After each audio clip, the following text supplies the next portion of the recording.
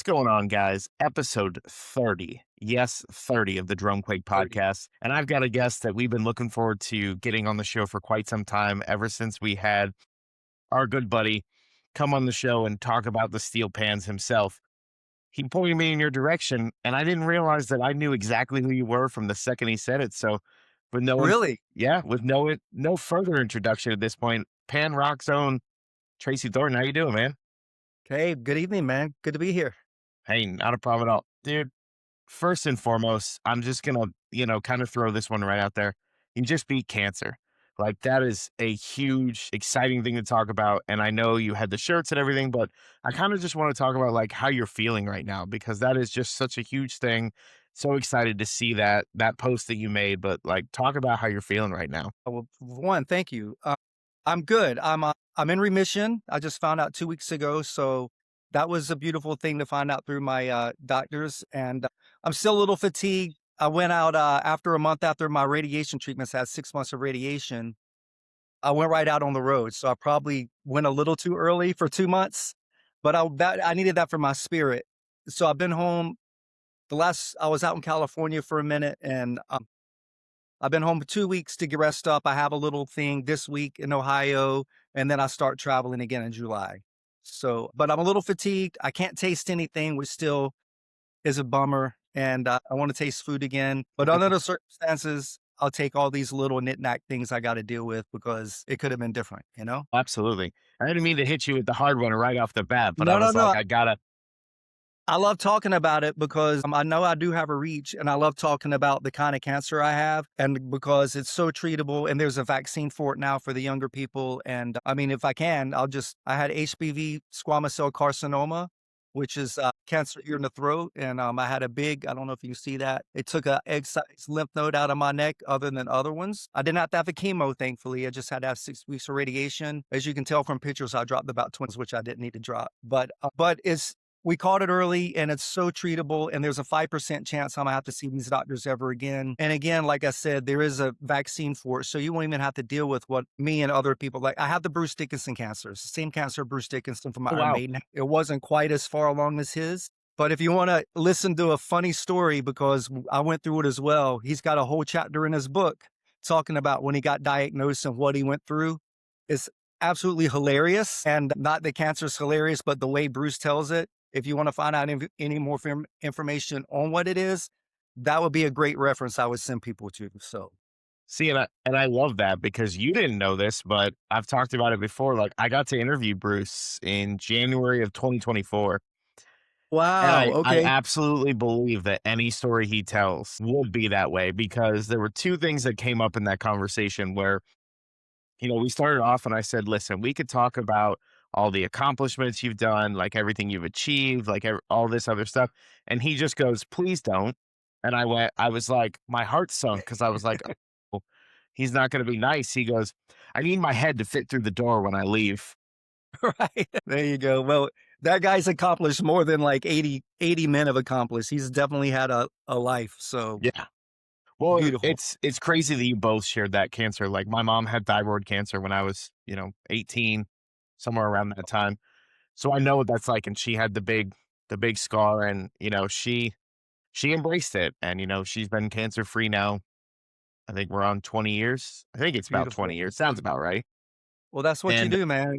You get faced with it and you run into the fire and you do the thing. So that's what you do. yeah, absolutely. So Great to hear the going on news for on.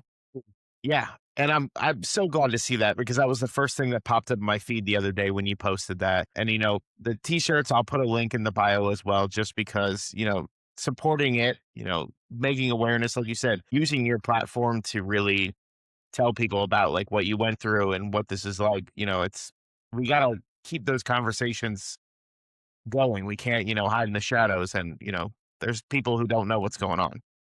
Well, that's the way I look at it. I know a lot of people like to keep it quiet, and I totally respect that. But I did go public because people were starting to find out before I went public, and they were just calling me up with energy, like, "Man, we heard you were dying, or we heard you like had a year to go." And so I just wanted to let everyone know I was going to be Oof. fine, but I just have to go through the thing. So then I went public, and once I did, I was really glad I did because of all the positive feedback. and then all the other people that had been in my life who I didn't know that had the same thing I did, it helped kinda navigate me, I kinda it was really beautiful how many people reached out and how they did reach out, and that was put wind in my sails about as I said on one of my videos, and it really makes you feel like you're not alone, but man, when you really get through it, and and I've already been back on the road for 2 months after a month after radiation, It's it's just a bump in crazy. the road, man, so there you That's go. a true musician right there. Like, that's a true musician. Like, But what else you gonna do? yeah, it reminds me of when Dave Grohl broke his leg during the show and he was like, "I'll be back."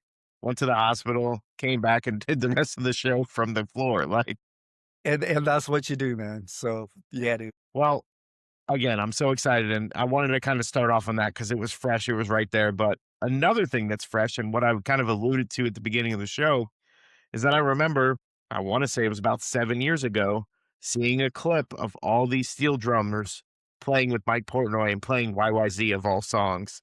Mhm. And then the week that we get to interview is basically a week after Rush has gone back on the road. So I kind of want to talk about like how that feels now, and then we'll go back and figure out how that got set up and what that was like to kind of set up that whole experience. So Sure. Well, as a Rush fan, and I think we talked right before we got on the podcast that they were my first concert without my parents. My first 2 concerts, funny story, was the Osmonds when I was 4 and then Sean Cassidy, if you remember those guys, when I was like so I was going to concerts, but the first one I went to without my parents' supervision was Rush Signals Tour, and I think I've seen every show since.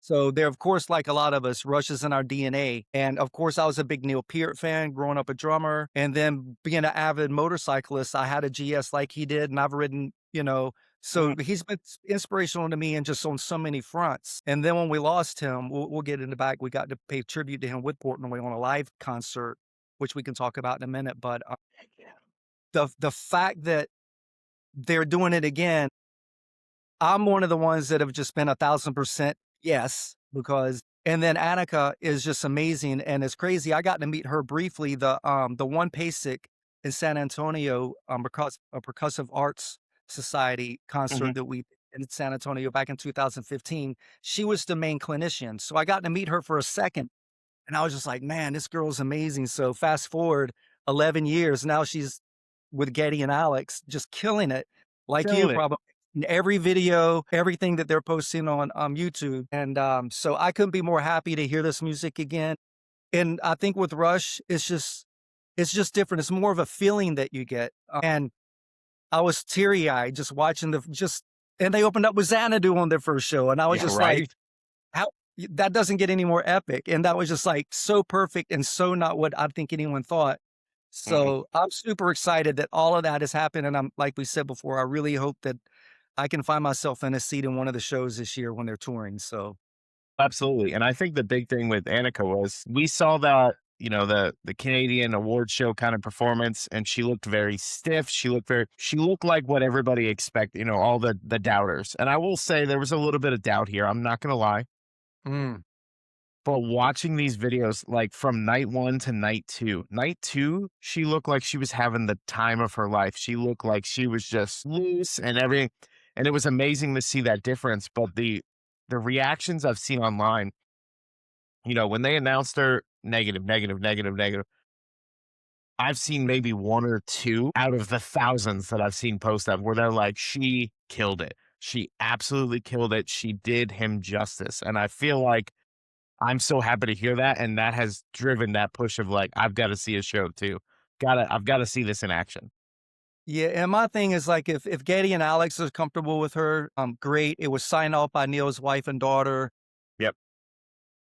I think there was a little thing I might have saw online that Getty talked a little bit about that what that first conversation was like, but I didn't get a It chance was to check it. uncomfortable is what he said. It was uncomfortable at Yeah, first.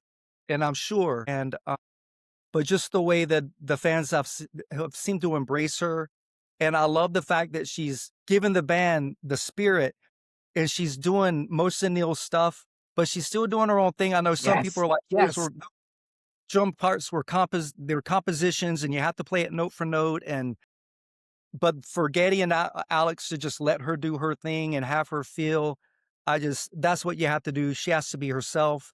So you just have to just be happy for those guys for those guys to get their play their music again. Yeah. I can't imagine what that's like because they probably never thought this was gonna happen in their lifetime again, and for them to be able to do that, I couldn't be more happy for those guys, so For sure. My dad calls them Annika fills because he's like, she'll do little things that like every drummer hears. We're like, that wasn't exactly the part, but using Stuart Copeland as an example, like he never yeah, plays the parts the same way. He never did. sure. He talks about it all the time. He said there's a few, oh yeah, I'll play it this way, this way. He's like, but this I might change, this I might change. And, Yeah, we saw kind of going that full circle when Dream Theater did their auditions those years ago, we saw drummers having trouble because they were trying to do that. They were trying trying to to be put their Portnoy. own thing and it wasn't working. And Annika has taken that and she's in these few shows, I think it's safe to say she has perfected that, putting her own little flair into this that Rush fans will appreciate and accept. Well, I'm just look because they've documented the whole thing, so Yeah. I'm looking forward to if it's next year, 5 years down the road, to get the behind the scenes of all this, and I'm sure that's gonna happen. Yeah. Actually, I think I'm one of the guys that thinks they're gonna record again, you know what I mean? So, that's that's just the way my mind works, but I'm really looking forward to seeing the behind the scenes and seeing the good days and the not so good days of the whole thing, and, but by the time I get to see them, they're just gonna be seasoned, and the chemistry will probably just even be more there. But you're right. Within the first few shows of last week, you could tell each night. I just can't imagine the pressure that she felt that No. first. The Forum in LA, and every rock star and drummer is probably in the audience. It just I couldn't imagine. And she, you saw the video of her playing, and she dropped the stick Yeah. on one of the first fills in Xanadu, and bam, just was just like recovered like a boss. So you're just like, That was the here first we go. video I saw was literally her dropping the stick, and I went, "No." It's like But she recovered like a boss, man. she really did, and again, I was doubtful. I don't feel like there's any shame in saying it because for someone like me, Rush has been a part of my life basically my entire life. Yeah, As far back as I can remember. And then, you talk about going to every single tour. That's dedication. It's hard to then walk into not only one of the greatest drummers of all time, but to fill those shoes, like you said, it had to be an incredibly stressful experience. And yet she drops a stick on the first show and nobody's talking about that. Nobody's no, talking about, oh, she didn't do this right. Oh my God, Rush is playing again. yeah, That and is there, what we're getting. And I feel like we've gone past that, not believing she could do it, to she can most certainly do it, and she's doing it well. yeah. So we're all in for a treat for the next couple of years, So again, hopefully we can find ourselves in a seat at one of these shows or maybe more, and experience it live. So that's what I'm hoping.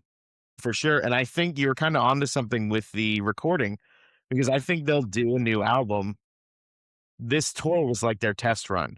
Like, how are people going to react to her? How is this going to work?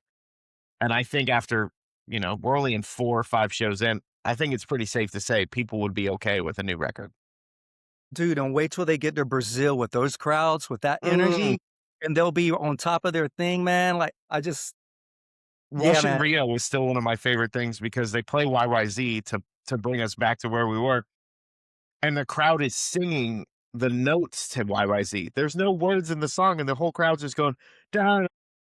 Dude, when I saw that, I had tears coming down my face I because have goosebumps. you would knew what Neil had just come out of after reading his book Ghost Rider and his whole life, and then to see them in the show playing YYZ with that crowd was just kinda like that was just super just life poetic justice, and I remember watching that for the first time with just tears coming down my eyes, just going, "This is exactly how it should be," you know? Exactly how it should be. That song is to me, that song should only be a live recording. There should never have been an album version of that, but that's my I love the YYZ, the Live in Canada 1980, I think it is. Like, that Off the version of Exit Stage YYZ. Left?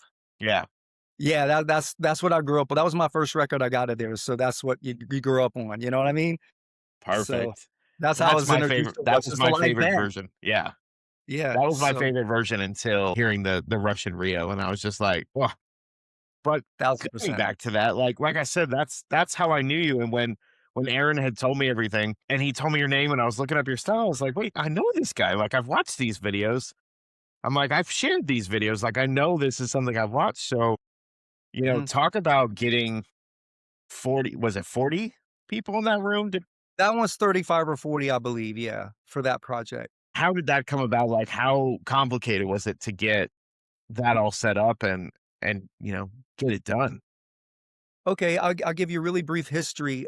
The year before, long story short, meeting Matt Starr through Mark Schumann and then talking to those guys, and they were aware of what I did because Mark Schumann, the drummer for Pink and Cher at the time, Mhm. saw the Pan Rock set Pasek in San Antonio back in 2015. I was just telling you about that Yeah. Annika was at. And long story short, I talked to those guys and kind of gave them my vision of what I was trying to do with Pan Rocks. This kind of, it was brand new at the time, or at least the live version of it. And I got an email from Matt Starr, who's also a producer. At the time, he was playing drums with Ace Frehley, and he was like, "This is with what you were telling me to do. These are the steps I think you should go at, to try to reach your goal." So he was like, "We should do a proper recording in LA, and these are the musicians I can get you." And on that first project, it was more generic rock. So it was us, and then Stephen Perkins for Jane's Addiction was our drummer, and he's the reason I play Pan because of Jane Says, right? So to come first full circle for him to be my hero and him to play with us and play with me at the Whiskey and be on that project, and now, a friend of mine, not best friends, but we're friendly, which is amazing. He's such a beautiful soul. Billy Sheehan on bass, Oh my god. 'cause, well, he was playing with Matt was playing with Mr. Big as well, so Billy Sheehan was in that band, so that was gonna and then we had Phil X on guitar, but he had to bust out with Bon Jovi. That's how we landed, Tracy Guns, who was awesome, and then we got this beautiful studio, so it's just like everything fell into place. Mind you, 20 years of work behind that to give it the momentum, right? Yeah. So, that was the first project that we did to just let the world know this is what this looks and sounds like with me not having to like try to explain it to people, steel drums, what? Orchestra, what? Cashmere, what? You know what I mean? So, and with those guys on the bill, we got a lot of attention because no one knows who I am at the time. So that was such a success. So when I met with Matt, I don't know, a few months after that, and we had done videos and a documentary that you can see on that first project. And he was like, "Well, what do you want to do next?" And I was just like, "We have to do Rush." And that's a big undertaking. So that was very, I don't know the word, but that was very, anyway, we don't know if we can do Rush and who's wants to play Pan on Rush with me. I didn't know there was any other Pan players that would want to do it. So the first call we made, he was like, "Well, who would you want to play drums?" So I'm like, "Well, we got to get Portnoy. I mean, if we can't get Peart, we're not going to get, he's so private. We have to get Portnoy." And Portnoy was playing drums with Sons of Apollo, who was playing with Billy Sheehan. Mhm. So he was actually in Israel. So Matt reached out to him. I think Portnoy knew about our first project and probably talked to Billy. Is like, "Hey man, is Tracy a cool guy or is this legit kind of thing?" And So Billy cool. has always been really nice to me. So he signed right on. And so we got him, and then we got Philip Bino, the bass player for Steve Vai at the time, who I met backstage playing at the Whiskey one night, and he was like the nicest guy in the room. So talented. So we asked him to do it, and then we got Pete Thorne, the guitar player of all guitar players, the session guy who's played with everybody. And Yeah. he's Canadian. So he signed on. So we had this amazing band we could put together. And then when I did the first Pan Rocks, I call it Pan Rocks LA, I think we had 30 pan players. On this one, I got up to maybe 40.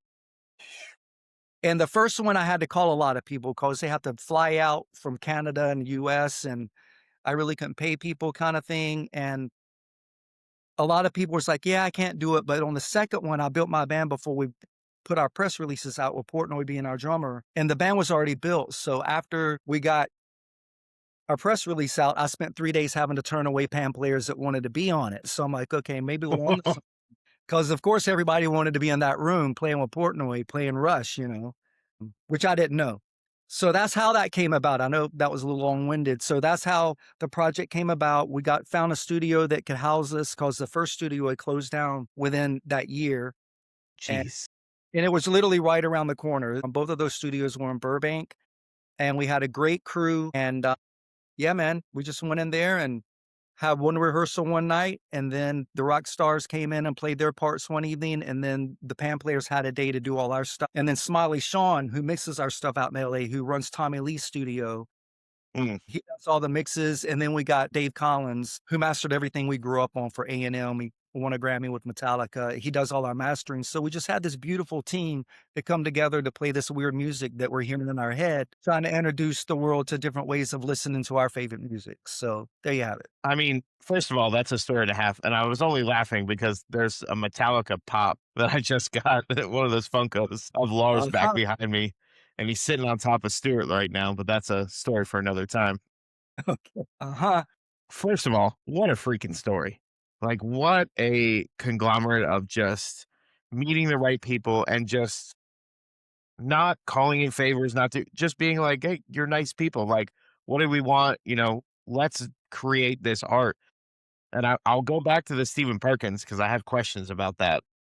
Okay. Just because this isn't me asking you this, but I've heard some rusings that he might be in, Pearl Jam, and I just wanted everybody to know who listens to this, I'd be perfectly okay with that. Oh, So yeah, I think a lot of people, everybody should be. If that's the case, I don't have any idea about that, but no, that wasn't me asking. I was just saying, like, I had to bring it up because he's come up in prior shows where I'm like, I'm hearing rusings. It's pretty exciting stuff. So, if I was at Pearl Jam, I'd want him to be my drummer. well, heck yeah. I mean, Matt Cameron's hard to replace, and I know, God, I always forget his name. I think it's Dave. I know he played on 10. He wanted to come Yeah, back, da yeah. and one of these days I'll remember his name. Sorry, Dave, if you're watching. Starts with a A. State Dave. I'm sorry. Yeah, sorry, Dave. I had a good friend who was friends with him up in Seattle back when they were still in Seattle, but I can't remember his last name. We're gonna look it up again. But while I do that, I feel like everything just says Dave Abruzzi. That's why we can't remember it. Sorry, There Dave. we go. Mm. I kind of want to talk about the Stephen Perkins thing kind of threw me on the track of like getting your upbringing because obviously I know Rush was a big part of it, but growing up, like when did you find drums? Like when was that introduction, and who else was ended up being one of those forever influences? Because we're talking about Neil, we're talking about Steven, like guys that are going back some time, so still influencing you today. So Yeah, well, I started playing drums when I was like 3, I was just beating on stuff, and my parents would get me some drums so I wouldn't stop beating on everything they had. But I was a guy, ninth when I was like 9, 4th grade or something, you enter a talent show, and I co-won a talent show with a gymnastics player, a gymnastics girl. So I was always kinda known as, the drummer dude in band in a small town, and then, so I've been playing and I'm pretty much self-taught, and then, wow. so of course, my first guy that I wanted to be was Peter Criss, so when you're 6 years old, you wanna be in Kiss. So that was my first main influence, and then you go through your paces, and then, when I was starting to get serious about drums when I was, like, 10 or 11, an older guy that lived in my neighborhood introduced me to Rush. He was like, "You need to listen to this," and If It Was Exit Stage Left. And I put those on my Walkman, and I didn't stop listening to that forever. So it was a lot of Rush, it was a lot of Police back in those days, and then I fell in love with Motley Crue. I don't know why, because I was listening to those groups, but to me, Tommy Lee's still one of the greatest rock drummers ever. He just has such a pocket, and the way he hits, I'm just such a Tommy Lee fan, so I listened to a lot of Tommy Lee, and then, when I was 18, Nothing Shocking came out by Jane's Addiction, and it just came out of nowhere, at least Oh for yeah. us in North Carolina. I didn't even know about the live album that they had before that until then, and it was so different musically, lyrically, and then what Perkins was doing with the drums was so tribal. Just everything about them was just they literally changed my life. And because of Perkins, I got into world percussion. I started studying djembe from West Africa with some African guys here in North Carolina and really dived deep into that. And then, of course, the steel panel and Jane Says I was always intrigued by. But there was a steel drum band that opened up for us one time at a concert venue. And I'm like, man, I heard that in person. I'm like, I have to learn how to play that. So that's kind of when that started. Man, I wasn't 21, 22 until that happened. Wow.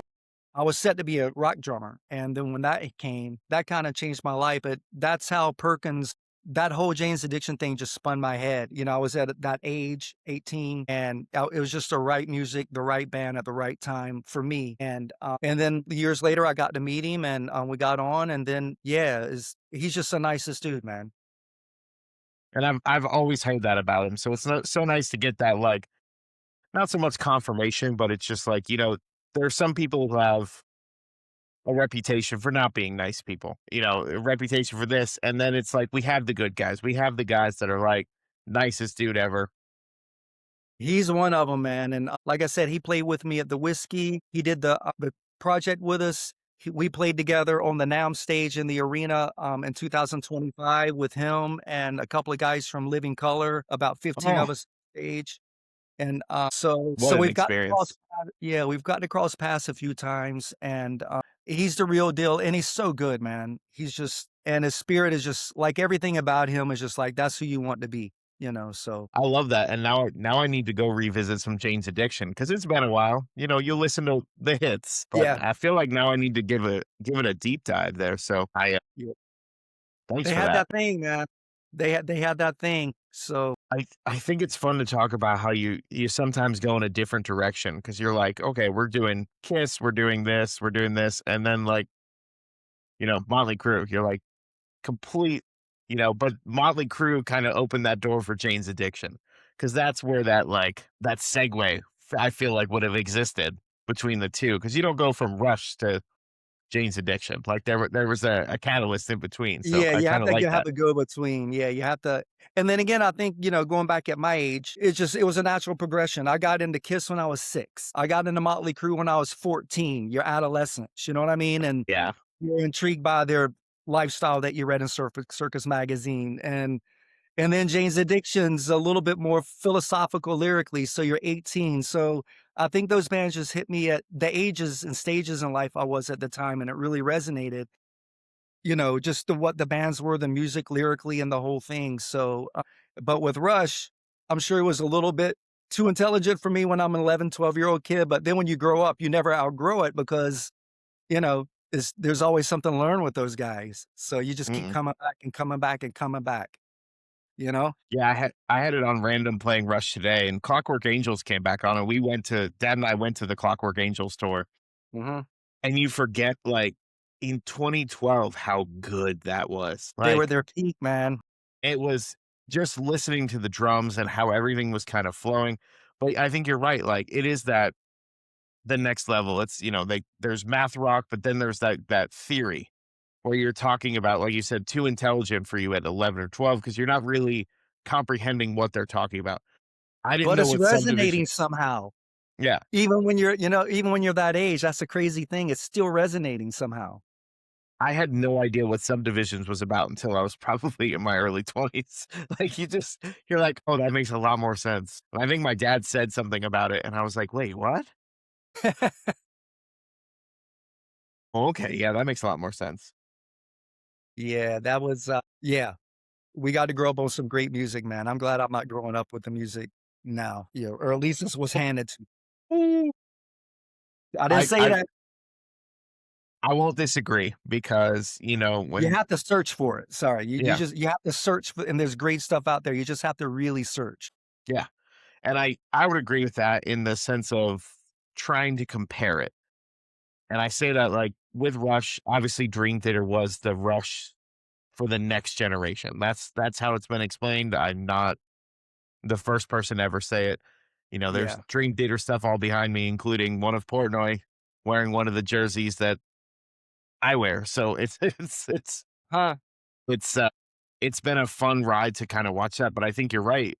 And growing up, like, I was introduced to Rush, but I was also introduced to the B-52s and the Police and Bad Company and George Thorogood. And last Friday I got to meet Stuart Copeland. I did the meet and greet. I got to Wow. experience Nice. that, and How was that? it was kind of exactly what I expected. And I mean that in a way of like, I almost bought a snare drum just to show up and have him play it so that I could say that I heard him play because there was Uh-huh. no drums. It was just him talking. Right. And just like everybody respect, he dumps on Sting a lot. We kind of already knew that. There was no surprise to me, but his storytelling and the way that he kind of crafts that through. is why I think his drumming is the way it is, or vice versa. Because the way he crafted everything, and I wasn't sure I was going to tell this part, but I'm going to. I might have offended him a little bit. So the Funko that's behind me, I had him sign, and when I walked up, he's like, "What are you 8?" And I was like taken aback because he has a reputation for kind of just coming across that way. Yeah, I've never met him. But I also learned something that most of us didn't know that day. So I had him sign Synchronicity, the album, but I had him sign the vinyl, the inner jacket, and the outer jacket. Uh-huh. And he's signing the outer jacket, and you could tell he's a little annoyed because I'm having him sign all three because I want to frame it because I have two other copies of it. I see. But he goes, "Hey, we're all jumbled up in this one." And I didn't know what he meant by the pictures. And I look at my other two covers, and they are all three different. They're all the same Synchronicity album, but the order of pictures and what they used and the colors, all different. Uh-huh. And he goes, "Oh, they're all jumbled." And I was like, "Oh, they are. Look at that." So Uh-huh. other than that little run in, my dad was like, "You're not supposed to piss off the talent." I was like, I'm sorry. I'm sorry." The 8-year-old Well, you thing got caught me me. off. But within a year, I've gotten to see Portnoy play twice. I've gotten to see Lars play, and I've got to meet Stuart Copeland. And I was like, other than Neil, which obviously, that can't happen again. The only person missing that was Carter Beauford. I want to see Dave Matthews again sometime soon because Carter is phenomenal. Yes, he is. But after talking to you, like, now I'm kinda pushed for that Rush show because I have to see it now. Like, there has to be a an introduction to that because Annika got all that flack. I don't listen to Rush, I'm not a Rush fan, and I think that's what threw everybody off, and I think that's exactly what they wanted. They wanted everybody to doubt it. Yeah. We get Portnoy in those shoes. I don't think I'd want Portnoy playing with them, and I know that's weird. I feel like the only other person I would have thought of was Danny Carey from Tool. I feel like he was the replacement we all thought, and I'm so glad they didn't go with him either because Yeah, those were the again, yeah, those were the 2. I'd heard there was some people were kinda voting for Copeland, and I'm like, "Really?" Because he just seems to be the antithesis of Neil Peart and his playing and his approach to music. But, do I think he could play it? Yes. Do I think he'd wanna play it? No. I just don't know. Yeah. But, I think, yeah, that was the right move, and then I mean, and then she's a girl killing it. That's just, like, so good, and then she's from Germany, so she doesn't have to I think it's just all perfect, man, and then it's just gonna keep getting better and better, and then she's gonna have her own legion of fans and her own legion of, "Don't mess with Annika" kinda thing, Yeah. I'm really excited for her and what this is gonna do for her career as well, so Yeah, I think they've not that it again was already, but, yeah, right? this is the next level, you know? And so since we're back on the topic, do you have a favorite Rush moment? Like, going through all the tours, I know the first one obviously had to be very, memorable, but was there any one moment in the show where, like, any of those shows where you were like, "Oh my god, like, this is" Yeah, that happens all the time, but here's a little story that's a little bit different, but it'll kinda answer your question as well. Back in the I don't know, 2000 to 2008 part-time when I wasn't traveling and touring, I would work part-time at the BMW motorcycle shop here, and, I remember and the owner was a good buddy of mine, and of course, that's the motorcycle I ride, Mhm. and, I knew Rush was starting their, Clockwork Angels tour in Nashville, and their second stop was gonna be in Greensboro, where I am in North Carolina. And I knew he was getting another bike, and then I knew he would buy the bike, and after the first 600 miles on that bike, you have to get your first oil change and all that. So and I knew he was coming to our town second, so I told the owner of the store, I'm like, "Look, man, call me in this weekend, I'm in town, if Neil and those guys come by the shop." He was like, "Okay, whatever." Thursday, their show was on a I think it was on a Saturday. Thursday, he called me, he was like, "You don't know you're never gonna guess who's parked in our parking lot until the weekend." So they camped out at the, BMW shop in Greensboro doing exactly what you know what I mean? So of My god. so of course, Neil never came out, never met him, but Michael, his the guy that rode with him and his manager and bodyguard and all that, and Yeah, who we just found out that he has brain cancer, I did see which that, yeah. Yeah, and there's a GoFundMe for that, so you guys check that out. But he was the guy that I got to meet, and I'm just a low guy on the totem pole there, but I got to like wash Neil's bike and Michael's. I got to put like some aftermarket parts on them, and then we got to ride the bikes over to the Coliseum. And so I have my paws, I've got pictures and everything with my hands all over Neil's bike and everything. And I gave some CDs to Michael to give to Neil, which he probably never listened to. But when we were at the Coliseum, we were getting the bikes and doing the final finishes on them, and the tour bus is right there. Neil's right there. Of course, we never met him, but he gave us backstage passes and like fifth row seats, center, and so that was awesome. And we got backstage, but there's nothing going on backstage at a Rush concert before the show, so at least we got to walk around and kind of got to check out his kit. But so that's my like Rush story that I'm like, yeah, So I got No, to like that's a fantastic story.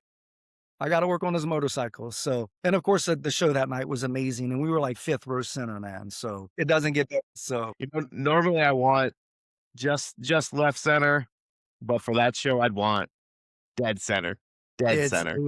it was awesome. I've seen him in really good seats, and I've seen him in bad seats too, and it was awesome. But yeah, man, it was as advertised, and it was only their second show when they're supposedly working out kinks, but they were so good. Yeah, yeah, we got to see him, the Clockwork Angels, and then the R40 tour.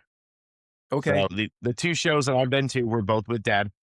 So that was kind of exciting that we got to go to two of those. So beautiful. and yeah, there's still nothing like it. I've seen Dream Theater eight, I think 8 times at this point, Wow. Okay. and Huh. like that's my rush. And I got lucky this past year because I literally picked up ridiculously cheap tickets for one of the shows because I already had tickets to the Orlando show, and they're like, "Well, they're playing in Clearwater 2 days prior," and I went, "Yeah, that's like 15 minutes away.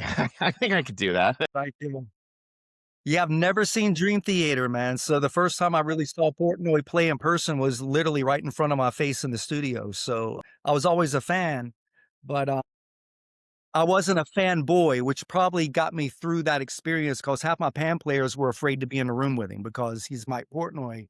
Yeah. And like Perkins, man, because you hear, this guy's got an ego, yada yada yada. He couldn't have been a nicer, most down to earth, humble guy, beautiful to work with, and has been really. I've talked to him a few times since we after that project, we were slated to play the NAMM show, and we were going to do YYZ because the guy that puts on the NAMM show's brother, who had passed away a couple of years before, that was his favorite song.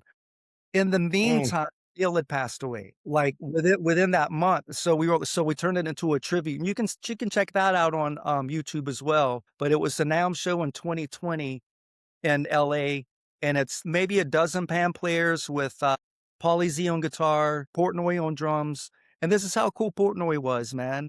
He stood up before we played in the audience to let everyone know that he just did a project with us, because everyone's probably like, "What are all these steel drums doing on stage?" It's like, "What's going on?" And, he was like, "I just did a project with these guys. It's the coolest thing you're ever gonna hear, and I couldn't be more honored to be on the stage with them, to play this music with them." And I was just Mm.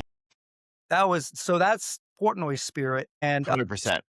Stu Ham played bass, which was crazy, and, so, yeah, we got to honor Neil that night, like, 2.5 weeks after he had passed and right before the COVID shutdown, so that was a beautiful thing that we got to do and be a part of, and, so that's kinda my Portnoy story. Like I say, he just couldn't have been nicer and, not uptight about anything, you know what I No, mean? no, he was great. The 2 times I met him in 2007, and then again this past year. I was like, Mm, you don't know what to say, and it's not just that fanboy moment, it's just that moment of, like, just thank you, 'cause everything that I listened to from Rush to Dream Theater, everything that branched off of that comes back to, him and Neil. Like, it all comes back to where that started. So, very I cool. know you're going back out on the road, so, kinda talk about what you got coming up because 'cause you're going out, what, tomorrow?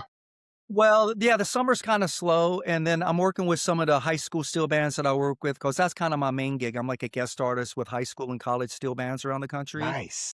and that's how we get to build these big bands, because we can put 5 or 6 bands together and create these, like, 200-piece steel drum bands like the Rush concert we did last year. It was just all Rush with 200 pan players. Yeah.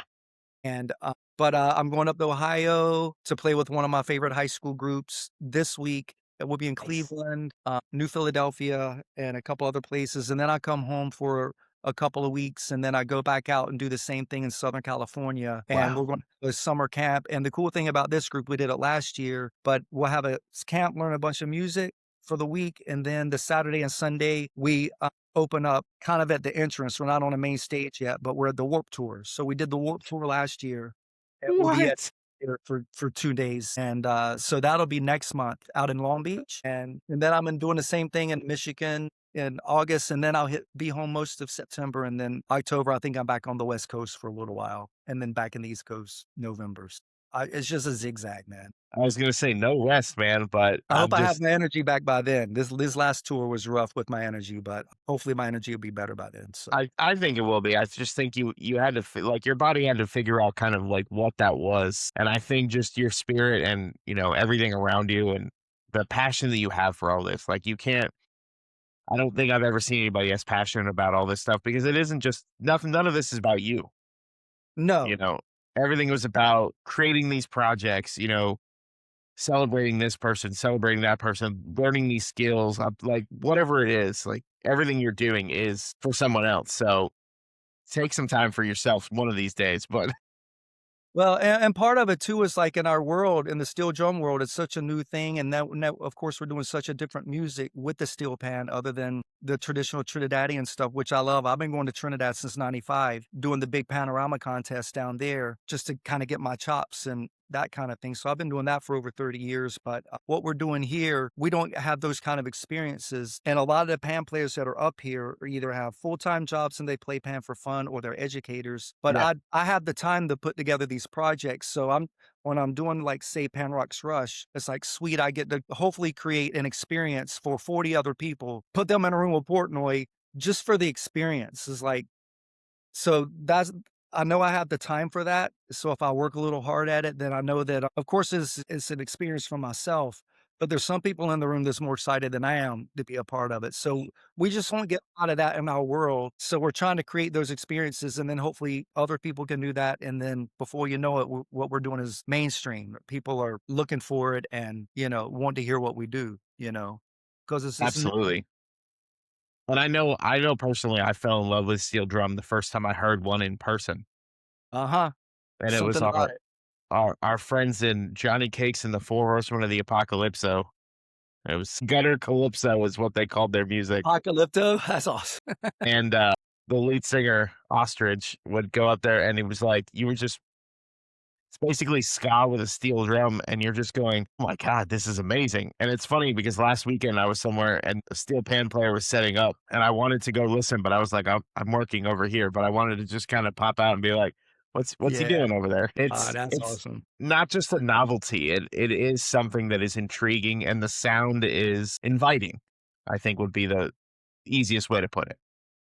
Yeah, and, a lot of people fell in love with Pan, because of maybe Buffett, or like a pan under a palm tree, it kinda takes you away. But, Yeah. of course, I heard Pan for the first time on Jane Says by Jane's Addiction, but what really hooked me was when I heard the orchestras in Trinidad, and the orchestras in Trinidad are 120 pieces, all of them. So they're 110 Wow. decibels acoustically. So when you hear them play, they have to play these 8 to 10-minute pieces. It used to be 10 minutes, now it's 8 for the big panorama, which is the Super Bowl of competition of steel pan in Trinidad leading up the carnival every year. There's nothing more intense than that music, and when I heard it for the first time, it really had the same spirit to me as, like, rock and heavy metal music, which is the drummer I was. Yeah. So, that's how eventually I came around to try that kind of music with Pan to see if it would work, because it was so akin to what they were doing in Trinidad to me. It was the same spirit, same, it was so loud. I mean, I could literally see a band like that, and I could see in my mind slam dancers in front of it. It was that kind of energy with smiles on your faces, of course. Of course, of But course. so that big sound, so you get that big orchestral sound. That's the main thing about Pan. It can be anything. You have people playing classical music with it. You have people like Liam Teague playing violin concertos with it. You have Victor Probst playing bebop. You have Jonathan Scales doing the math rock, and he's out there playing with animals or leaders. Like he's Animals as leaders. Oh, so so good. Yeah, Okay. so steel pan's starting to come as a legitimate instrument for musicians as for their voice. You know what I mean? So hopefully people their ears will resonate with it, and doing the rock music, we're turning on people because it's not as foreign. At least, okay, I'm hearing Led Zeppelin with an orchestra of pan. Okay, I can wrap my head around that. And then hopefully, if they like what we do, they'll go check out what's going on in Trinidad and all these amazing players who are literally the Charlie Parkers of pan down there doing stuff that you just can't believe. Because there's a whole island of that stuff going on. It's absolutely incredible. So And I love that, and it gives you that perspective of, like, look at other music, look at other make it the connection a different way, and the steel pan is doing that for you guys, so I feel yeah, like you're kind of on this forefront of, like, just listen to it. That's all you're asking. You're like, don't you're not jamming it down anybody's throat. You're like, just listen, yeah, just check and it you're out, gonna man. enjoy it. And listening to it's fine, but once you're in a room with it in the room, like when we did the first LA project and we rehearsed with like Billy Sheehan Perkins and Tracy Guns, and they had already done their tracks, but when they came in the room to play with us, they all their jaws just hit the floor. And Mm, Tracy said at one of our documentaries, like, look, man, we're old rocker dudes, we're jaded, you know? yeah, And I've never heard anything like this. And he was, so we know it can have that effect on people. We're just trying to get it to the point where we have that effect on people when they know who we are. You just have to be you have to be in the same vicinity, man. There's a vibration that goes on that takes over, and it's just so positive and so good. So absolutely. Well, Tracy, thank you so much. I'm gonna use this moment for the wrap up, but, just giving a shout out to Jerseys for Drummers. I know we talked about them a little bit earlier, but they made Portnoy's jersey, Mangini's jersey, Carter's jersey, like, they make all these guys probably one of the most comfortable things I ever wear, and I wear them, obviously for all the podcasts, but I'll wear them to concerts outside, and outside in Florida, not normally what you wanna wear, but this thing is so comfy and it's great. So, we've got Florida Drum Fest coming up in September. I'm excited for that because I'm actually gonna be out and about, so to go from this room where every episode has been recorded to being in public with other people and, might do some interviews depending on who wants to sit down with us and, just having that go. Stay Tuned Records. I know everybody says, "Oh, they're not a sponsor." They're not a sponsor, but it's a local record store. About a month ago, they had the tenant above them flood, and it ruined thousands of dollars of records. And they're back open, they're good. But if you guys have a chance, I always put the link in the bio. Just pick up a record. Vinyl is not dead. Vinyl is more alive, I think, than it ever has been. Point in case, the red vinyl that's behind me, I got today, and I ordered it in February. If that gives you any idea, like I waited that long to be like, I just want this, like, and we've got it to that point. So wanted to give them all a huge shout out as well. But and our good buddy Aaron for kind of bridging that gap between the two of us. yeah, thank you, I'm Aaron. really thankful for that. And yeah, Aaron, I know it sounds like I forgot your name at the beginning, but I didn't. I was getting there. But honestly, on behalf of myself, the DrumQuig podcast, Tracy, was an absolute pleasure having you, and I definitely want to kick up with you in a few months and see how things are going and, talk Definitely. about this most recent tour because I feel like we're going to have a lot to talk about. So, Always, man. So I appreciate you having me on and thinking of me. And yeah, definitely look forward to the next time for sure. all right, sounds good. Hey guys, if you enjoyed the show, please like, share, and subscribe to the DrumQuig podcast. Thank you so much.